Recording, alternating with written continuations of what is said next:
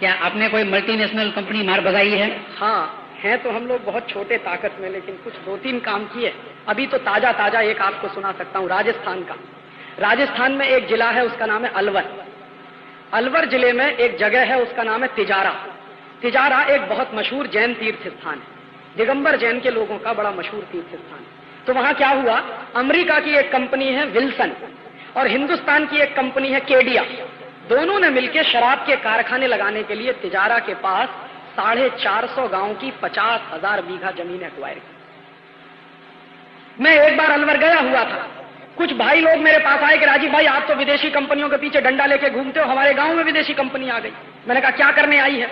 तो कहने लगे शराब बेचने के लिए आई, तो शराब का कारखाना खुलेगा। तो मुझे लगाया, मैंने पूछा उनसे कि आपका गांव अलवर से कितना दूर है? उन्होंने कहा बिल्कुल नजदीक है, आप चाहो तो कल चल सकते। तो मैंने मेरे सारे प्रोग्राम पोस्टपोन किए और मैं अगले दिन अलवर गया।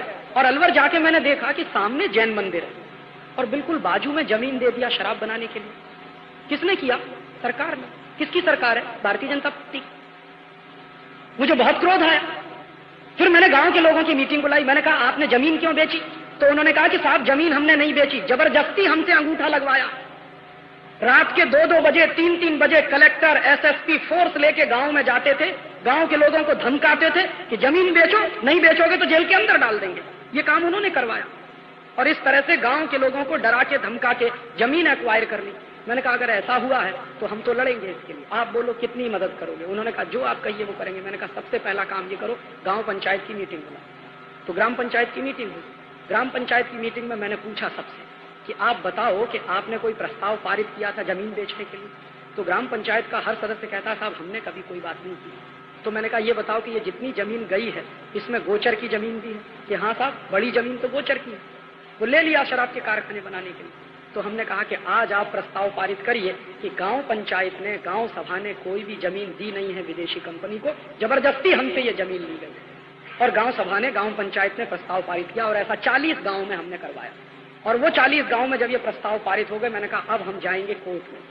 और कोर्ट में हम गए और हमने ये केस लगवाया और कहा कि देखिए किस तरह से कानून का सरेआम उल्लंघन होता है। और ये जमीन जो थी वो खेती की जमीन थी, बहुत अच्छी खेती होती है।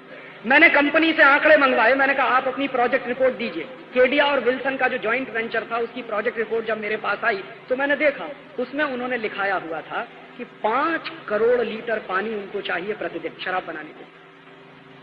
और उस पूरे एरिया को राजस्थान सरकार ने डार्क जोन घोषित किया। डार्क जोन माने सूखे वाला इलाका, जमीन के 100 फीट नीचे तक पानी नहीं है वहां पे।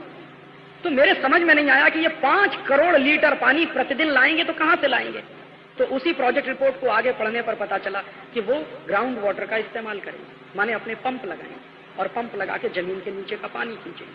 और प्रतिदिन अगर 5 करोड़ लीटर पानी खींचा जाएगा तो 2-3 साल में तो वो एकदम सूखा पड़ जाएगा। तो ये जो 40 गांव की जनता रहती है इसका क्या होगा? वो तो शराब बनाएंगे, बेचेंगे, मुनाफा कमाएंगे, देश को शराबी बना देंगे, लेकिन इस गांव की जनता का क्या होगा? और इस बात को लेकर हमने आंदोलन शुरू किया और गांव-गांव में मैंने पदयात्राएं की। 3 महीने में रहा उस इलाके और पैदल जाता था, एक गांव से दूसरा, दूसरे से तीसरा, तीसरे से चौथा। घूमते घूमते मेरे साथ एक जमात खड़ी हो गई नौजवानों की। उसमें सब तरह के लोग थे, हिंदू भी थे, मुसलमान भी थे, जैन भी थे। दिगंबर जैन उस क्षेत्र में बहुत रहे। वहां एक बार एक साधु भगवान आए दिगंबर जैन समुदाय, मैं उनके पास गया। मैंने कहा ये देखिए इतना अनर्थ हो रहा, आपका आशीर्वाद चाहिए, ये बड़ी लड़ाई हमने हाथ में ले ली। उन्होंने कहा इस काम के लिए तो सर्वदा मेरा आशीर्वाद है। तो मैंने कहा आप जैन समाज को कॉल दीजिए कि इस लड़ाई में हमारे साथ आए। तो उनका कॉल आया और पूरा का पूरा जैन समाज हमारे साथ खड़ा हुआ, बड़ी ताकत मिली उसमें। फिर उसके बाद मैं एक मौलाना साहब से मिला, वहां पे मुसलमान समुदाय के लोग हैं। मैंने कहा कि आपके यहाँ तो शराब अधर्म है। तो उन्होंने कहा कि मैं भी आदेश करूंगा। उन्होंने आदेश किया तो मुसलमान हमारे साथ है, हिंदू पहले से ही साथ में थे वहां के। और ऐसी बड़ी ताकत खड़ी हुई, 10,000 नौजवानों का संगठन 3 महीने में खड़ा हो गया। और हमने सबसे एक ही बात की, आप जिस पार्टी के हो उसको घर में रखो, अभी ये बचानी है जमीन जो जा रही है विदेशी कंपनी के हाथ। और हर गांव के आदमी का दर्द यही था कि ये जमीन बचनी चाहिए। तो 10,000 लोग जब खड़े हो गए तो एक दिन हमने कुछ नहीं किया, हम गए जुलूस निकालते हुए।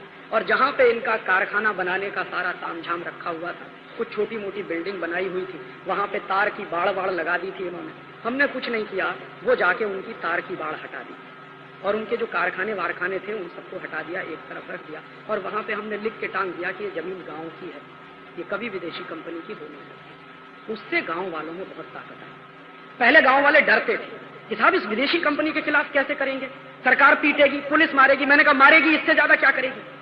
और उस दिन क्या हुआ कि जब हम ये सारा काम कर रहे थे तो केडिया कंपनी ने अपने कुछ गुंडे बुलवाए और उससे गोली चलवाई। गोली चली हम लोगों के लिए। ऊपर वाले की मेहरबानी थी या महाराज साहब की कृपा थी, मुझे मालूम नहीं, मुझे नहीं लगी, मेरे बगल वाले साथी को। तो उसके बाद भी हमने काम नहीं रोका। ये उनके डराने का तरीका था। वो हमको धमकी दे रहे थे कि देखो तुमको मार डालेंगे। हमने कहा हमको मरने से डर ही नहीं लगता, तुम मारोगे क्या। और उसके बाद नतीजा निकला कि जब गोली चली तो गांव में और ज्यादा उत्साह पैदा। वो पता चला कि 10,000 की फौज अब 20,000 25,000 की फौज में कन्वर्ट होने वाली। फिर धीरे धीरे अखबारों में आना शुरू हुआ, और अखबारों में आना शुरू हुआ तो एक दिन फिर हमने क्या किया पता, वहां के सरकार के मंत्री द्वारा उद्घाटन का एक पत्थर लगाया था उन्होंने, शराब के कारखाने के उद्घाटन का।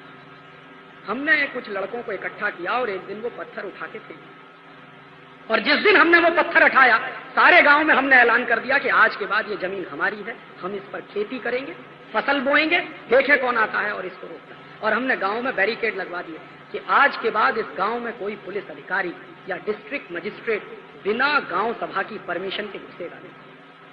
तुम जयपुर में सरकार चलाते हो, चलाओ, हमारे गांव में हमारी सरकार है और हमारी सरकार ये आदेश करती है कि आज के बाद कोई भी मंत्री, कोई भी एमएलए, कोई भी कलेक्टर घुसेगा नहीं गांव में बिना गांव सभा की परमिशन। एक बार क्या हुआ, डिस्ट्रिक्ट मजिस्ट्रेट ने कोशिश की, अपनी जीप लेके आया, लाल बत्ती हरी बत्ती टें टें टें टें करते हुए, गांव में बैरिकेड लगाया हुआ था, वहां आके जीप खड़ी हो गई, आदेश देने लगा कि इसको हटाओ।